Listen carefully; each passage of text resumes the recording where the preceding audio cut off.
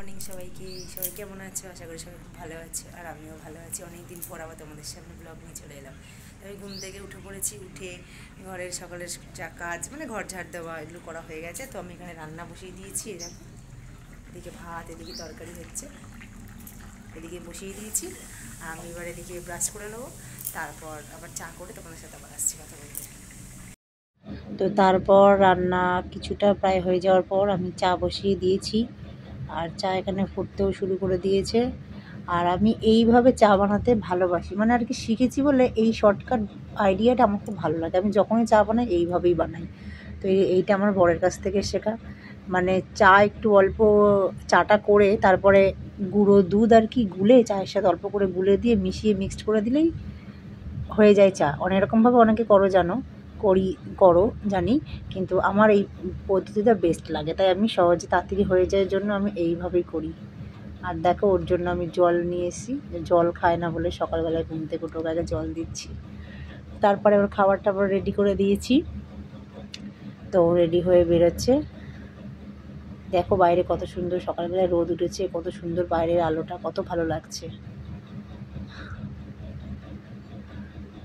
আর আমার ছেলে এদিকে বায়না করছে যাবে করে। এমনিতে যায় প্রতিদিন, কিন্তু এক এক সময় তো সবসময় তো নিয়ে যাওয়া সম্ভব হয় না। ও গেলে মানে আমাকেও যেতে হয়, কিন্তু আমি বললাম এখন ছেড়ে দাও, এখন তুমি বেরাও, ওকে আমি পরে অন্য সময় নিয়ে ও কালকে যাব, আজকে আর যাবো না। তো ওকে বাই করে দিলাম, ও বেরিয়ে গেল। এদিকে ভিডিও করা হয়নি, ও কাজে চলে গেছিলো।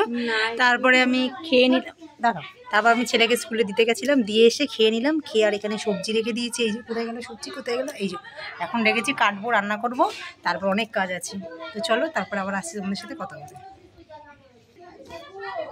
আজ বন্ধুরা অনেক দেরি হয়ে গেছে আমার কাজ করতে, দিকে একটাও প্রায় বাজতে চললো, ছেলেকে আনতে যাব, তাই তাড়াহুড়ো করে একটু পুজোটা সেরে ফেললাম কোনো রকম করে। মানে ফুলগুলো আজকে আর সাজাতে পারিনি।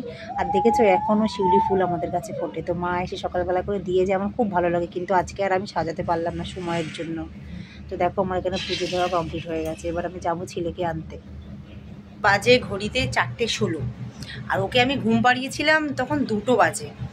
খাইয়ে দেয় ঘুম পাড়িয়েছিলাম, তো ও 3টে অবধি ঘুমিয়েছে, ঘুমিয়ে উঠে গেছে। ঘুম থেকে উঠে 1 ঘন্টা মতো বিছনায় নাড়াচাড়া করে এখন উঠেছে। আমি বললাম 4টে বেজে গেছে, উঠে যাই নিয়ে। আর এখন আমি ওকে এটা দিয়েছি। কি এটা কি খাচ্ছে বলো? নামো নামো নামো, বলো না। ও কি খাচ্ছে তুমি বলো? এটা খাও। বেদানা। তুমি বেদানা খেতে ভালোবাসো?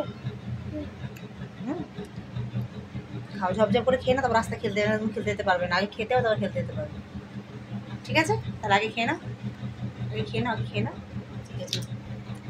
আগে খেয়ে নাও, হ্যাঁ, টাটা। না লাগে। বাজে ঘড়িতে 6টা, আর আমি রেডি হয়ে গেছি, আমি এখন পড়াতে যাব। তো আমি পড়াই, তো আমি আর এখন আমার ছেলে যাব, তো আসছি। 10টা 7, আর আমি ওকে খাইয়ে দিয়ে বিছনায় নিয়ে চলে এসে, ওর নাইট ড্রেস হয়ে গেছে, তো নাইট ড্রেস, তো ওকে ঘুম পাড়াবো, বায়না করছে। আজকে দুপুরে সেরকম একটা ঘুমায়নি, উঠে গেছে তাড়াতাড়ি। তো চলো, তো ভিডিওটা ভালো লাগলে সবাই লাইক করো, কমেন্ট করো, শেয়ার করো, আর সাবস্ক্রাইব করতে ভুলো না। সবাইকে গুড নাইট, টাটা। তুমি সবাইকে গুড নাইট বলে দাও। Good night.